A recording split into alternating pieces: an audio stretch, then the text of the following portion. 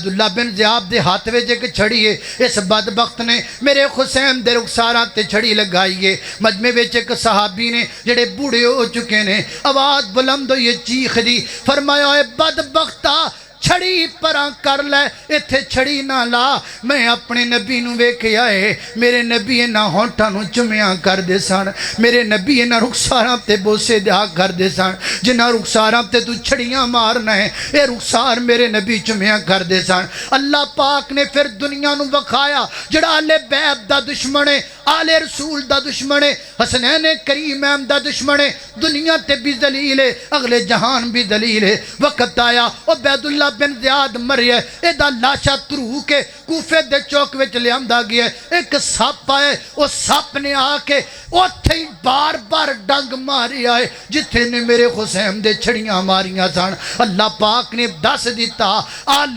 بیت دا جڑا دشمن ہے، میں رب بھی او دن کم نہیں کرانگا، انہوں دنیا تے بھی صدا ملے گی، آخرت اندر بھی صدا ملے گی۔ انما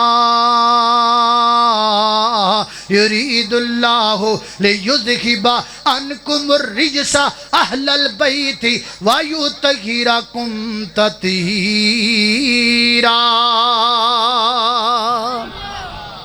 اللہ اللہ، جتھے حسین ابن علی لیٹے، جتھے اصحاب رسول آل رسول لیٹے، اللہ کروڑا رحمتاں دا نزول فرمائے، اور جو بیان کیتا اللہ او دیتے عمل دی توفیق عطا فرمائے۔ وآخر دعوانا ان الحمدللہ رب العالمین۔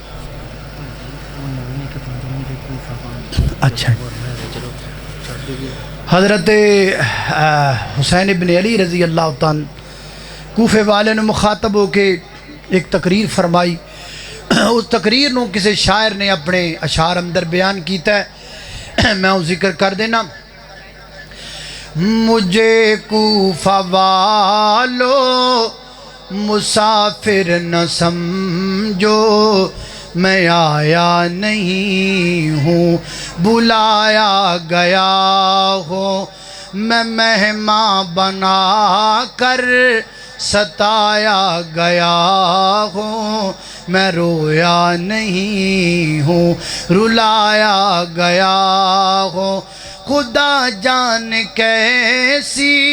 یہ ہے میزبانی، 72 پیاسوں کا ہے بند پانی، کہ نہر فراتی کہ نہر فراتی پہ پہرے لگے ہیں، میں کوثر کا مالک بنایا گیا ہوں، اور جو جھکتا تھا سر بات رگاہ اعلام میں، وہی سر قلم ہو گیا کربلا میں، بہشت بری میں مکان بن رہے ہیں، میں اجڑا نہیں ہوں بسایا گیا ہوں، مجھے کوفہ والو مسافر نہ سمجھو، میں آیا نہیں ہوں بلایا گیا ہوں۔